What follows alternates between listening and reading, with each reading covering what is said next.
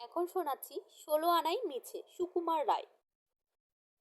বিদ্ধে বোঝাই বাবু মশাই, চড়ি শোকের বোটে। মাঝিরিকণ বলতে পারিস, সূর্য কেন ওঠে? চাঁদটা কেন বাড়ে কমে? জোয়ার কেন আসে? বৃদ্ধ মাঝি অবাক হয়ে প্যাল ফেলিয়ে হাসে। বাবু বলেন, সারা জীবন মরলি রে তুই খাটি, জ্ঞান বিনা তোর জীবনটা যে ৪ আনাই মাটি।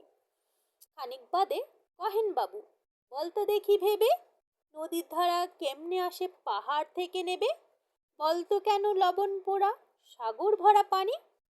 মাঝি সে কয়, আরে মশাই, অত কি আর জানি?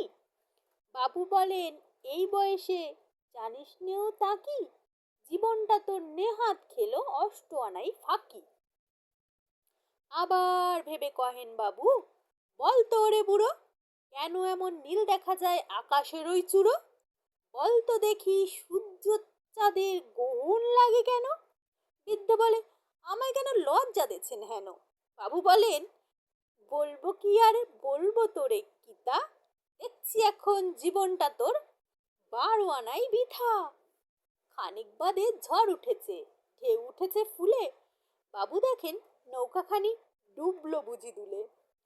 মাঝিরে কন, এ কি আপদ?